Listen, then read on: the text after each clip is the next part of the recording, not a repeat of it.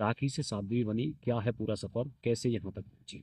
जी, मैं राखी से साध्वी इसलिए बनी थी क्योंकि मेरे अंदर जो प्रेरणा थी, भगवान की लगन भक्ति ज़्यादा थी, प्रेम भाव ज़्यादा रखती थी भगवान के उसमें, इसलिए मुझे साध्वी बनने में ज़्यादा ही मन था।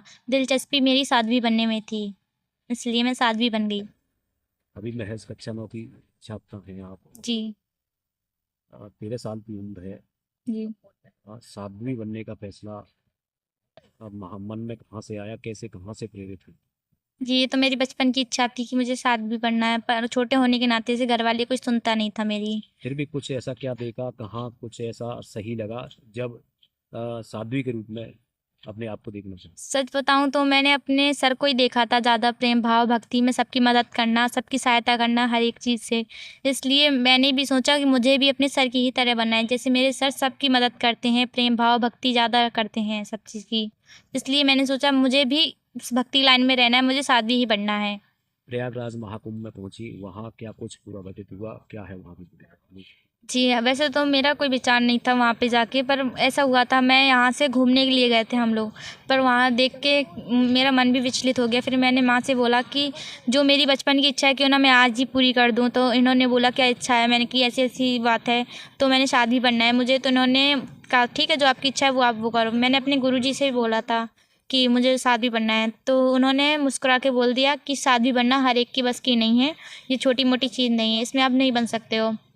फिर मैंने अपनी माँ से बोला कि गुरुजी ऐसे बोल रहे हैं, तो उन्होंने कहा पहले अपने माँ-बाप से पूछो फिर मैं बताऊँगा। फिर इन लोगों को सामने बैठा के मैंने बात किया कि अब इनसे पूछो क्या राय है इन लोगों की। फिर उन्होंने भी बोल दिया माँ-बाप ने कि जो मेरी बच्ची चाहती है आप वो कीजिए।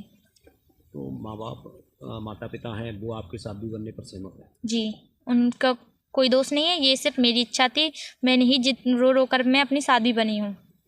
तमाम तरीके की आज बातें की जा रही बीना अखाड़े के बारे में, महंत जी के बारे में, तो इस पर क्या कहें? जी, जो ये गलत अफ़वाहें उड़ रही हैं वो सब गलत हैं। जो गलत है उसको मैं गलत ही साबित करूँगी और जो सही है मैं उसको साबित करके रहूँगी। अब अगला स्टेप कहाँ रहेगा, कैसे, जैसे आपकी जो शिक्षा है, दीक्षा है आगे की, क्या कुछ करना चाहते हैं? जी, मैं वृंदावन आश्रम में पढ़ाई करूँगी, वहीं पर रहूँगी 6 साल के लिए।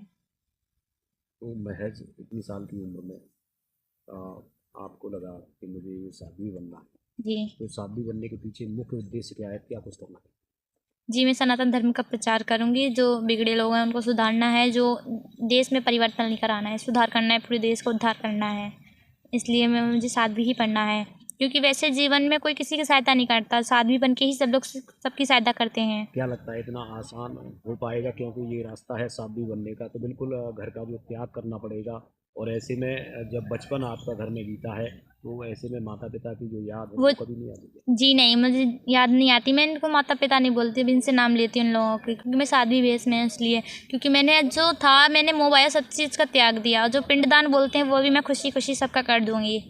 और जो बोलते हैं पिंडदान मेरा भी होगा वो भी मैं अपने जीते जी सबका करूँगी। क्योंकि मुझे किसी का मोह-माया नहीं है, मेरी शुरू से लगन भक्ति भाव में थी, इसलिए।